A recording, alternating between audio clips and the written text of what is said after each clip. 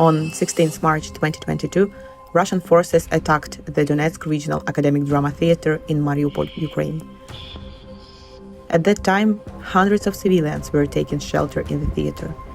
At least a dozen were killed, probably many more. Others were seriously injured. An investigation by Amnesty International has determined that the attack was an airstrike carried out by Russian forces, most likely using two 500-kilogram bombs. Amnesty's work shows that the attack was a war crime, and that Russia most likely intentionally targeted the theater, knowing that a large number of civilians were sheltering inside. We interviewed more than 50 survivors and witnesses, 28 of whom were in the theater during the attack. We then combined these interviews with architectural plans, mathematical modeling of the explosion, satellite imagery, and other visual evidence to reconstruct the attack and show where people died and others survived. After Russian forces attacked Mariupol, the theater became a haven for civilians fleeing violence in other parts of the city. Civilian volunteers organized medical care, distributed water, and cooked in a field kitchen. This civilian pattern of life was visible to Russian forces that had access to real-time intelligence, including satellite imagery. Using similar sources, Amnesty International found no significant military presence inside or close to the theater in the days before the attack. Witnesses told Amnesty International that at most 1 to 2 Ukrainian soldiers visited the theater for short periods. They delivered food, dropped off civilians fleeing violence, or shared information about possible evacuation.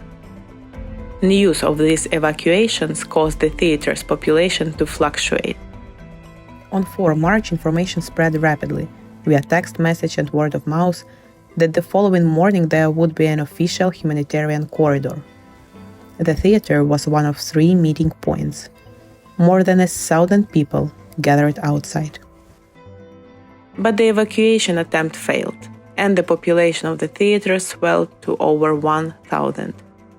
About a week later, volunteers wrote the word "children" in Russian on the ground outside, large enough for aircraft to see. On 14th March, as the fighting moved closer, a convoy of civilian cars managed to unofficially evacuate from the city. Again, news spread quickly. The following day, hundreds of people living in the theater fled Mariupol in another convoy.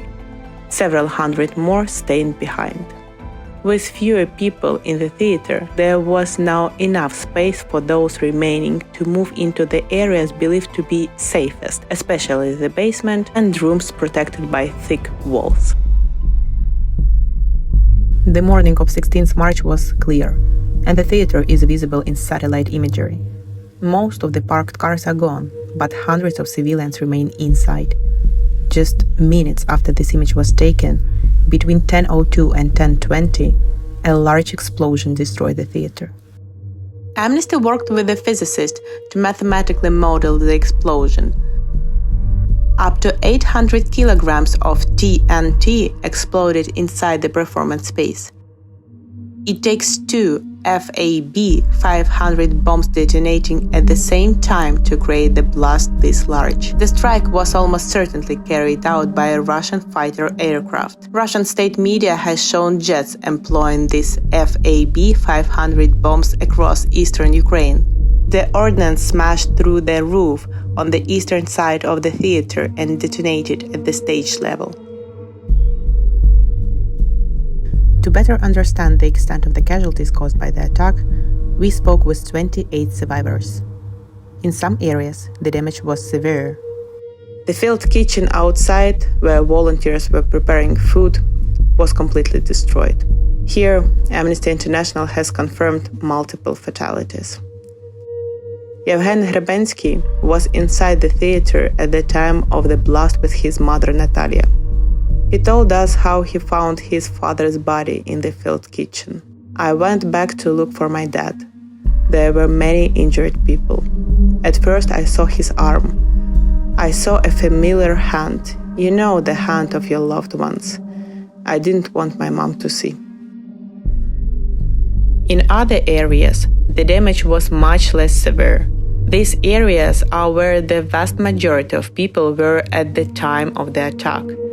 Here, Amnesty found no evidence of fatalities, including the basement below the entrance to the theater, where 200 to 300 people were reportedly sheltering. Even survivors witnessed devastating scenes. One survivor described being in the basement with her boyfriend and mother at the time of the attack. In a second, everything changed. Everything jumped up.